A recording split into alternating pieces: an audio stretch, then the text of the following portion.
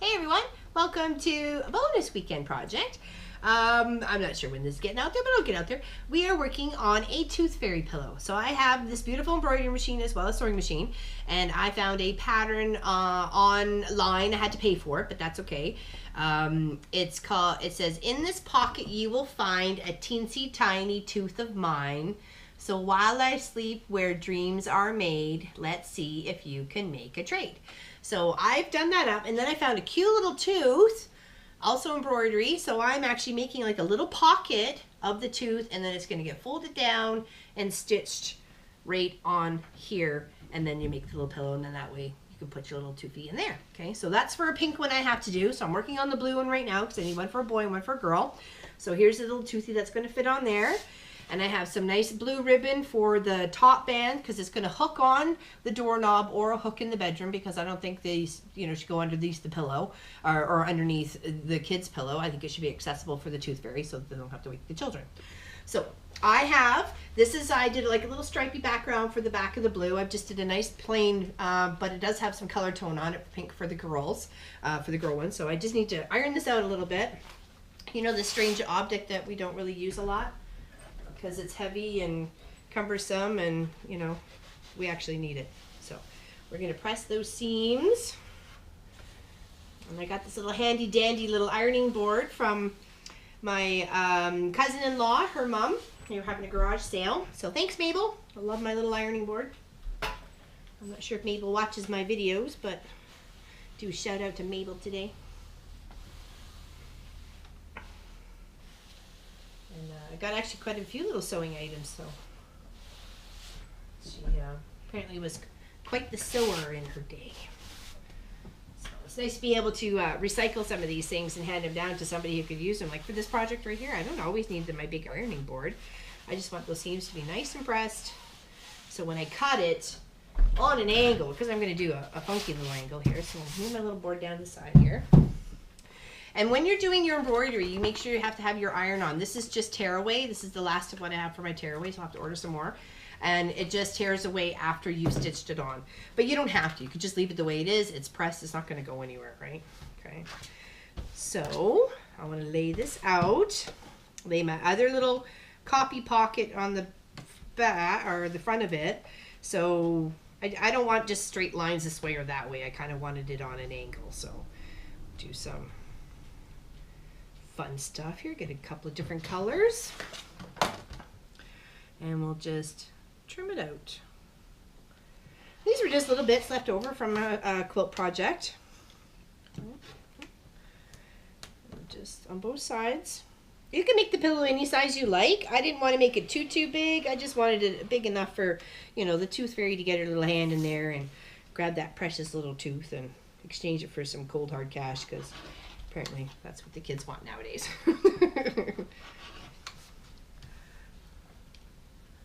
So we'll just block it out. Take those, and you know what to do with them. Okay, so that's going to be our back. Okay, a little different. We like it. Okay, but first we need to make our pillow. So back scrap fabric. Crazy person, Laura Lynn. And then just choose one of your colors to be the back of the tooth. So I'll just choose this dark blue since we have lots of it. Get a little chunk of it here. Off it goes, and I think we're going to trim it just a little bit. Actually, no, I think we're okay. So we're going to sew down 3 sides of it, so when we turn it inside out, we're turning it inside out on the bottom, and we're going to tuck that raw edge up and stitch it down so nobody's ever going to see it. Okay. So we'll do the 3 sides. This was a request from my girlfriend. Apparently, she had a couple of co-workers who saw her tooth fairy pillows for her boys and really liked them, so, which is awesome because a lot of my business is word of mouth, and obviously it's a good word. So trim that up. Don't forget to nip the corners so when you turn it right side out. Okay, and be careful because you're working with stuff with backing in your embroidery. I always have a tendency just to kind of push it down and kind of pull the other one through as soon as you can. Don't try and keep that material wrinkled too much. And then take your handy dandy chopstick and poke out your edges. Okay, so just like that. Okay, don't be too rough. Not after the, you know, spicy pork. Okay, a little bit more out in this corner here. There we go. Okay, see? Isn't he cute? Happy little tooth. Alrighty, so now we're gonna sew him down on the front of this poem. And what I did on the first two from Miss Sandra's was, even that up a bit, I placed it this way, stitched, and then flipped, and then stitched down the sides, because I need to make sure that we have enough for the tooth, but also so you can see the poem. Okay, there we go. I think that is about right. So let's put that here. It's right in the center. We're going to stitch that down on this side. Okay. It's okay if we get the bottom roots of the tooth. That's okay. It's not a big deal. Okay, so cut. And we're going to flip.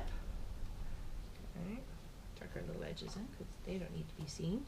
Perfect. Put that down just a smidge. So it kind of gives a little bit of a pocket look. Okay, come down just a smidge and then sew down on the side.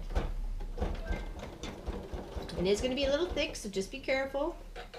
Just plug away with your little machine. And then back stitch at the top. Because you want to make sure when the little tooth fairy reaches her hand in and out, it's not going to take the top stitches off, right? Make sure you always back stitch it, especially at the beginning and the end of where you're stitching, where you need to stitch. Alright, and cut. Okay, so minus our crazy little threads here. There. There's our cute little pocket. Isn't that adorable? Okay, so now we're going to put the back on, which is just like this. Make sure I got it the right way. Okay, I don't think it really matters at this point. And then you want to make sure you have your loop of whatever ribbon, bias tape, shoelace, I don't know. I just don't suggest licorice because it'll, you know, dissipate, get ugly. And then you tuck that right on the inside at the top. Okay. You can spread it out if you want, or put them right together like I am. Make sure you pin it to keep it in place. Okay. Put your pins in your corner.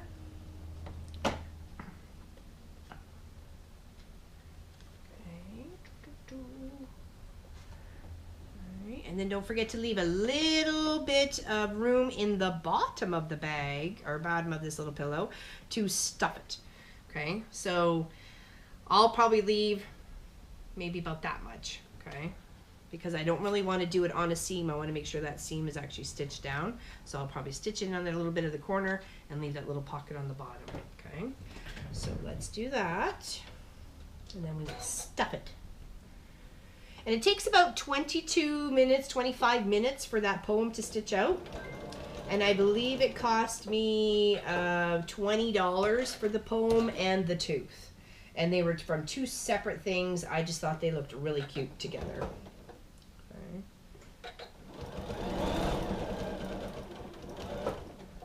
I thought, oh, that's such a cute poem. And I made one for my niece, Sarah Lynn. She's got one too, because I figured it's because she's got her 5th birthday coming up in March, that she must be almost ready to be losing her first set of choppers. Okay, make sure your ribbon's in place. Try making sure it's straight. When it sews on an angle, it's going to look a little wonky.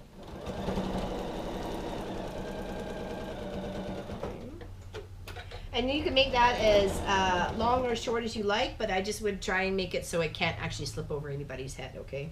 So make it so that you can just go on a doorknob or a hook on the wall, or, you know, a coat hanger or something like that. It can hang off of that.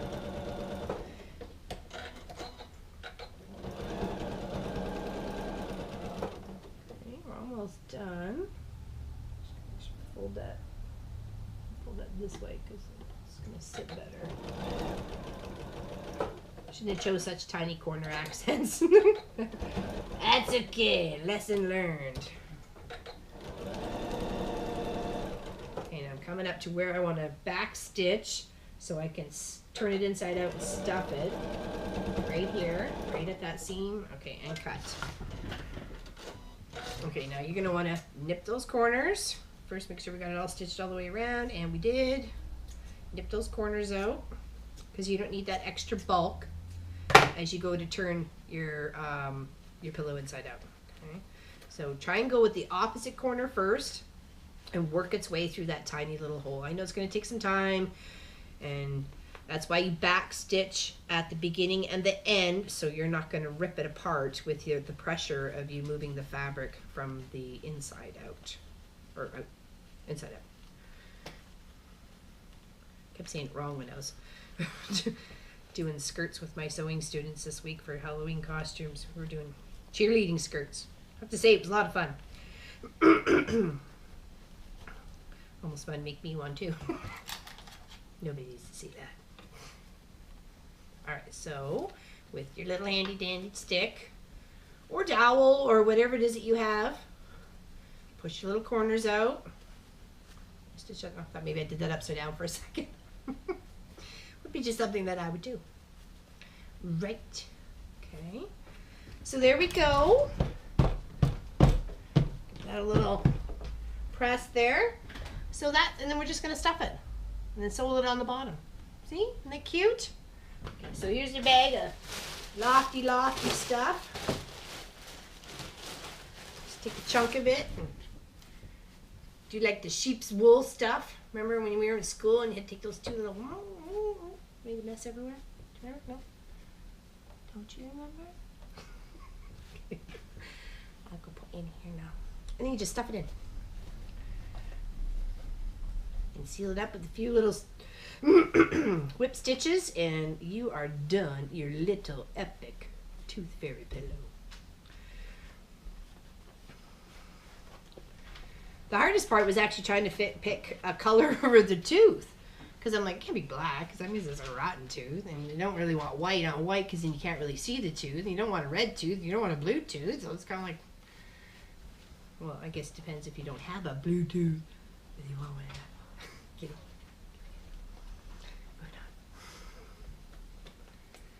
What are you doing, Sophie? You making noise over there, Sophie Lovey.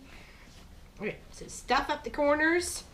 Make it as thick or as, thin as you like. It's your pillow. Make it, I would like it to be like a pillow, so. And then when you wrap the little tooth in Kleenex, so it doesn't get lost in the pillow, it's easy for the little tooth fairy to pull it out with the Kleenex and know exactly where the tooth is.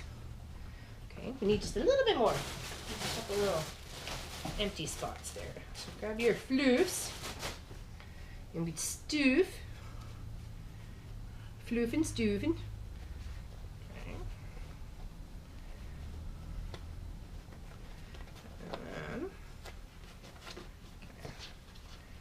Just kind of even it out. Make sure it's all good to go. And tuck your little raw edges in. A couple little stitches. I'll just put a pin in here, because then you know what we got going on here. There. Teensy tiny pocket. Isn't that cute? There. So if you want one, send me a message. I'll make one up for you. Okay? So thanks for watching this bonus weekend project. And we may shoot a little film for footage for the stitching of the second one, but that may just be a surprise. You never know. So thanks for watching and subscribing. I really appreciate it. And we'll see you next time. If you have any ideas for any projects, we're listening at the Mama Pop Cook Shop. Take care, everybody. See you soon, and bye-bye.